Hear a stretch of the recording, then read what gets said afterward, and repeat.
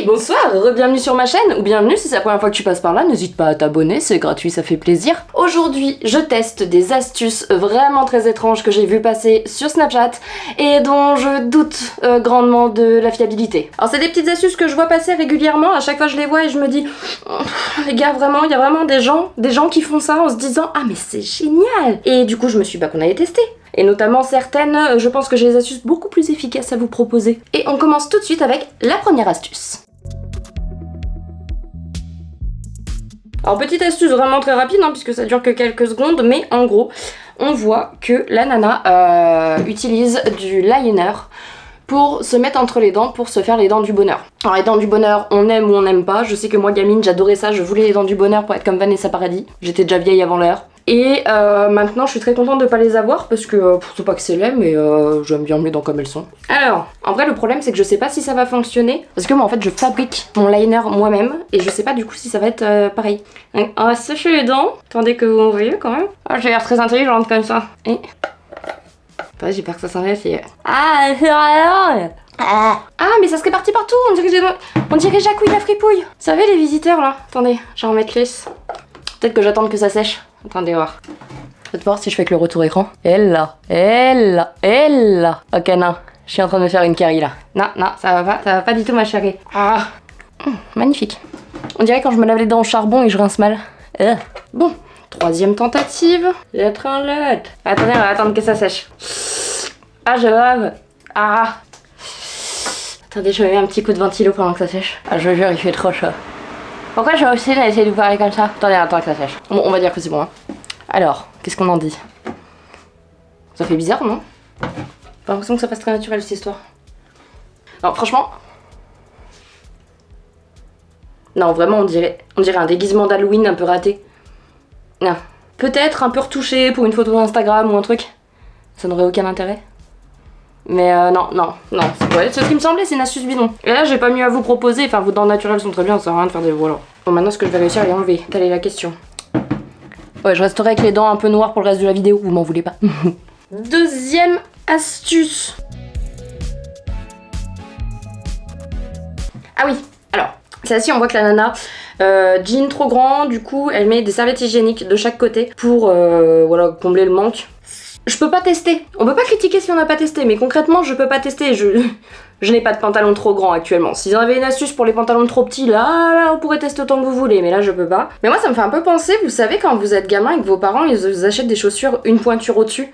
Genre les chaussures trop grandes que tu vas te casser la gueule, mais non, on va mettre une semelle. C'est pour pas te racheter, parce que c'est un peu des rails, pour pas te racheter les chaussures quand tu grandis des pieds. Bon, là, ça me fait penser à ça. Bon, bah, du coup, astuce suivante. Ah oui, donc là c'est une technique de retouche photo où en fait quand vous prenez votre photo de pied, ça marche aussi avec le portrait, vous corrigez la perspective pour avoir l'air un peu plus grande. Et à vrai dire, je le fais sur à peu près quasiment toutes mes photos, alors pas pour avoir l'air plus grande parce que je vais déjà 1m70, je n'ai point besoin, mais moi c'est pour rééquilibrer le visage que je fais ça parce que j'ai le visage totalement asymétrique et en photo ça se voit énormément, j'ai un côté toujours plus gros que l'autre, donc voilà, petite astuce, ça évite de faire 15 000 retouches et généralement ça change pas mal les choses. Allez, astuce suivante. Ah, la carte bancaire. Oh putain, celle-ci elle m'aurait été tellement utile il y a quelques années. Ok. Donc là, pareil, je vais pas pouvoir tester, j'ai pas de distributeur automatique comme vous pouvez le constater, je ne vis pas dans une rue. Enfin si, je vis dans une rue, mais enfin vous avez compris. Mais en gros, là la carte, la meuf avec ses ongles, elle peut pas récupérer la carte, donc du coup tu mets un scotch avant de mettre ta carte pour pouvoir la retirer. J'ai jamais eu le problème avec les ongles parce que généralement voilà j'ai une longueur, ça va, je peux récupérer ma carte. Mais il y a quelques années, j'avais acheté un autocollant pour mettre sur les cartes bancaires avec des petits chatons dessus, trop mignon. Ma carte elle était trop belle, trop fière de ma carte. Sauf que ça a beau être très fin, ça rajoute un peu d'épaisseur à la carte et dans certaines machines, eh bien elle ne passait plus dans la petite encoche. Et du coup, eh bien j'ai déjà ma carte qui s'est fait ravaler parce qu'elle était restée coincée et que je ne pouvais pas la sortir. Voilà, donc obligé d'attendre le lendemain matin 9h que ils ouvrent le distributeur automatique du Leclerc pour récupérer ta carte. C'était chiant. Allez, astuce suivante.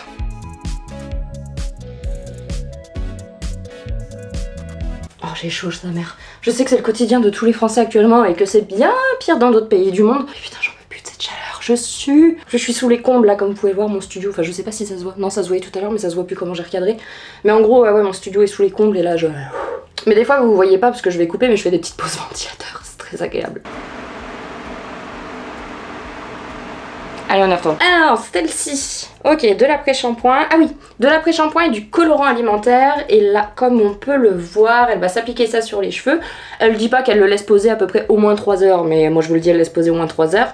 Et ça lui fait une sublime coloration violette. Alors comme ça, l'astuce, on se dit, mais oui, mais trop bien, mais effectivement, je l'ai déjà fait. Pas actuellement, et je ne vais pas le retester parce que je viens de faire mon henné ce matin. D'ailleurs, si j'ai les cheveux orange fluo, désolé, c'est pour ça. Mais en gros, à une époque, j'étais blonde, je faisais tout et n'importe quoi dans mes cheveux, et je m'étais fait des mèches multicolores partout dans les cheveux, en mode rainbow arc-en-ciel, avec des colorants alimentaires. Oui, parce que moi, c'était régulièrement la dèche, et du coup, je faisais tout à mes cheveux, mais je faisais tout en système D. Donc, de niveau astuce comme ça, mais je pourrais vous en parler pendant des heures. Et du coup, cette histoire de colorant alimentaire, alors, il faut beaucoup de colorants alimentaires de très bonne qualité, dans un après-shampoing assez clair, et qu'on laisse poser pendant très longtemps. Et ça vous donne des petits sous-tons pastel. Ça va pas... Si le bleu avait particulièrement bien pris, ça part au premier shampoing, mais vous obtiendrez pas une couleur comme ça. Soit elle a fait une coloration, là vous savez les semi-permanents qui ne restent pas très longtemps, soit elle a fait une vraie couleur. Mais c'est pas du colorant alimentaire, je suis désolée. Allez, astuce suivante.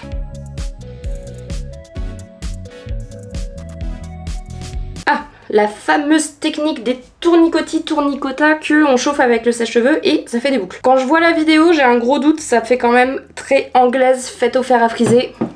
Moyen c'est pas certaine. Il me semble que je l'ai déjà testé il y a quelques années et c'était pas fifou, mais on va retester ça ensemble. Parce qu'il fait à peu près 38 degrés dans cette pièce et que du coup un petit coup de sèche-cheveux bien chaud, y a rien de tel. Allez, je sépare mes cheveux en deux. Attends, des petits coups de brosse. Voilà. Après j'ai pas les cheveux très longs, mais... ça devrait le faire. Donc là, je sépare en deux. Bon, normalement, faut séparer en deux parts égales, mais moi, là, au milieu ne me va pas du tout, donc on va faire comme ça. Ça permettra aussi de voir, suivant l'épaisseur, ce que ça donne. Et d'ailleurs, j'envisage là de me couper les cheveux prochainement, donc de pas les couper courts, mais de... voilà, de refaire un petit truc et tout machin. Et je fais tout moi-même. Ça fait... bon, ça doit faire 10 ans que j'ai pas mis les pieds chez un coiffeur. Si vous intéresse que je vous le montre en vidéo, n'hésitez pas à me le dire, ça peut éventuellement se faire. Alors, on va déjà brancher la bête. Tac. Ok, donc là, je prends... la moitié de mes cheveux. Oh putain, je sue. Ça va me sécher la sueur, c'est peut-être pas plus mal. C'est dégueulasse ce que je dis. Oh, attendez, non, lui il tournicote pas juste comme ça. Il prend 2 bandes. Donc j'imagine qu'il les prétourne comme ça. Et ensuite, voilà, il tourne ses bandes de cheveux comme ça. Assez serré, bien sûr. Bon, c'est pas une technique sans chaleur, donc ça va pas forcément faire du bien à vos cheveux. Mais si, ça peut éventuellement éviter de devoir se taper toute la tête, parce que voilà, les meufs qui se sont déjà bouclés les cheveux, ou les hommes d'ailleurs, mais ceux qui se sont déjà bouclés les cheveux au fer savent à quel point c'est long et chiant. Allez, c'est parti. Petite musique d'ambiance pour vous, hein, bien sûr.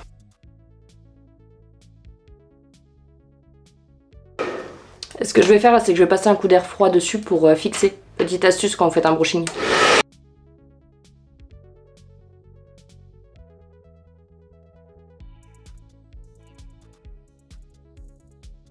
Qu'est-ce que ça dit?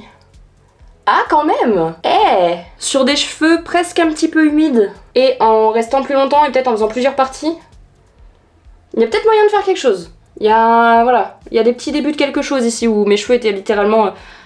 trempé avec ma sueur en fait, c'est dégueulasse. Bah ça... ouais, il y a un petit début de quelque chose. Ok, on va tester de l'autre côté. Attendez voir. Je t'ai fait mon meilleur accent bourguignon là. Attendez voir. On tournicote. Vu qu'il y en a plus épais, il va falloir que je fasse encore plus longtemps. Donc je vais encore plus crever. Est-ce que je brancherai pas le ventilateur en même temps pendant que je me lisse les cheveux, que je me sèche les cheveux? C'est complètement contre-productif, mais ça va peut-être limiter la casse niveau chaleur. Ouais, on va faire ça. Quitte à vous mettre une musique d'ambiance. Et après, tournicote. J'ai pas fait très longtemps, mais vraiment c'est intenable la chaleur. Oh, encore une fois, là où c'était humide, il y a un petit début de quelque chose. Ouais. Bah, pas convaincu. Après, s'il faut rester 3 heures sur. En plus, franchement, je me suis cramé les doigts avec le sèche-cheveux parce que du coup, il faut être la chaleur assez forte. Et non, pas convaincu, c'est chiant. Coup, voilà. Je me suis lissé les cheveux pour rien. Bravo. Bon, bah, astuce suivante.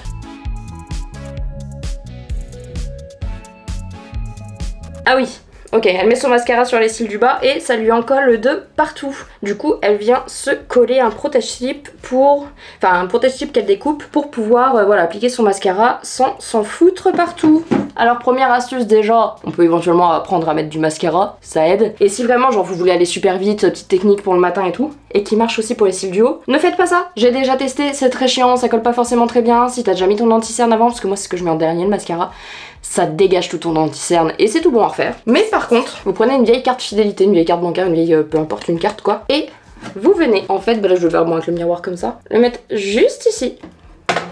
Et là, vous allez pouvoir venir appliquer votre mascara tranquille. Et du coup, bien sûr, ça marche aussi avec les cils du haut. Vous mettez comme ça, vous appliquez le mascara. Ça vous permet de pouvoir appuyer comme un bourrin, ça recourbe du coup encore un petit peu plus le cil. Bien sûr, on a mis un petit coup de recourbe au cil avant parce que c'est toujours mieux. Et bah ça fonctionne très très bien. Et c'est beaucoup plus pratique que la technique des protège-types. Et plus écologique aussi. Parce que ta carte, voilà, tu la nettoies, t'enlèves les résidus et c'est reparti et ça se détruit jamais et tu la gardes 1000 ans. Alors que si tu t'amuses à découper tes protège-types à chaque fois pour te les coller sur les yeux, c'est pas ouf. Bon bah on regarde l'astuce suivante.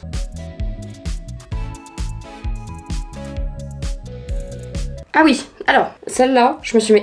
À quelle heure? Donc en gros, ton éponge, tu n'arrives pas à la nettoyer et du coup ils te disent bah tu la coupes et puis tu utilises le milieu. Alors, déjà là son éponge il a pas dû bien essayer de la nettoyer parce qu'il y a beaucoup enlevé. Et avant de massacrer ton éponge, surtout si t'as des vrais beauty blenders qui coûtent quand même la peau du cul. Moi je les prends à 90 centimes à Action personnellement et ça me va très bien. Mais ce que je te conseille moi c'est tout simplement tu prends une pochette à sous-vêtements comme ça. Bon moi c'est une ronde avec des arceaux et tout, mais même les rectangulaires toutes simples là. Tu fous toutes tes éponges dedans, prochaine machine de blanc que tu fais, un petit cycle à 60, tu fous ta panière dedans, tes éponges vont ressortir nickel. Je fais ça depuis des années et je garde toutes mes éponges. Et ça se passe très très bien. Et encore une fois c'est des éponges à 90 centimes d'Action, pas besoin d'avoir des éponges hors de prix pour qu'elles tiennent le coup. Astuce suivante.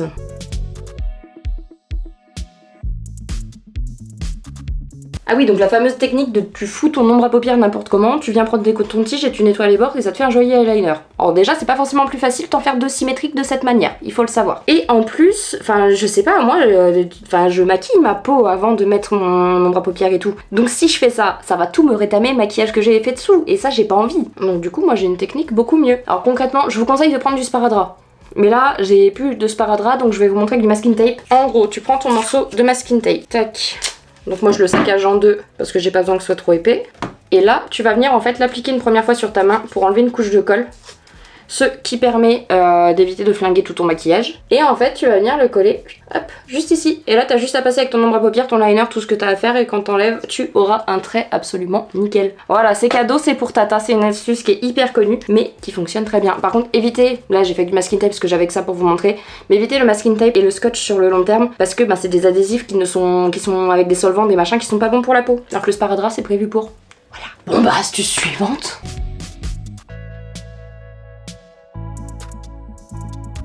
Ah oui, pour pas foutre du maquillage au large sur tes fringues. Bon, la première chose, ce serait d'éviter de se maquiller comme une voiture volée. Mais moi, la première, ça m'est arrivé de tacher des fringues comme ça, surtout notamment quand j'allais en boîte. Pour le coup, j'y allais vraiment en mode pot de peinture, ravalement de façade, tu me reconnais pas le lendemain, y a pas moyen. Et la technique de mettre un petit carré de soie comme ça, ou en vrai n'importe quoi, que t'as un bout de tissu, c'est juste que le carré de soie, ça va moins faire bouger ton maquillage, mais ça marche très très bien, enfin c'est logique, là pour le coup. Astuce suivante.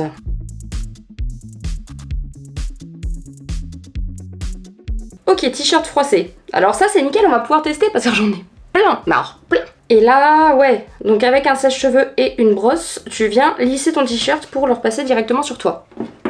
Sèche-cheveux, vraiment, j'ai pas envie. Il fait trop chaud pour utiliser le sèche-cheveux. Allez, c'est pour le bien de la science. Déjà rien que mettre le t-shirt, c'est pas un bonheur. Est-ce que vous allez voir qu'il est froissé? Attendez, je vous baisse. Bougez pas. Bonjour. La qualité de cette caméra, vraiment, elle m'interpelle à chaque fois. Tac, tac. Est-ce qu'on voit qu'il est froissé? Je sais pas si... Si, ça se voit qu'il est froissé. Bon, c'est reparti.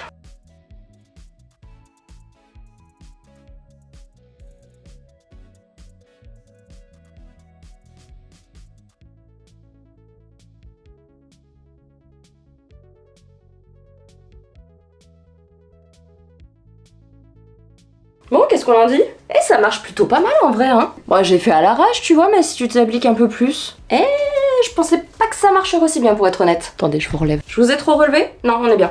Ok, attendez, je pose ça parce que... Encore une fois, il fait 15 000 fois trop chaud. Ouais, donc du coup, c'est cool, ça fonctionne plutôt pas mal. Après, moi, j'avais une autre astuce qui fonctionne très bien aussi, qui est très pratique quand vous allez en voyage, parce que je sais pas où, mais moi, je ne trimballe pas mon fer à repasser en voyage. D'ailleurs, je ne trimballe même pas mon sèche-cheveux, donc je ne pourrais pas utiliser cette astuce. Par contre, une chose que j'emmène toujours avec moi, le lisseur. Et c'est ni plus ni moins qu'à faire à repasser en pince. Hein. Vous prenez votre pantalon ou je ne sais quoi, vous l'accrochez sur un cintre, ou après un encadrement de porte si vous n'avez pas de cintre ou j'en sais rien. Soyez créatifs, trouvez une solution. Et vous mettez votre fer sur à peu près, je sais pas, 190, 200, ça dépend de la matière. Et hop, vous lissez votre tenue. Et c'est très efficace. Et c'est une astuce de flemmard que j'ai utilisée tellement de fois dans ma vie. Ça vous fait gagner du temps, ça vous fait gagner de l'électricité. Et tout le monde croit que vous avez bien repassé votre chemise. Allez, astuce suivante.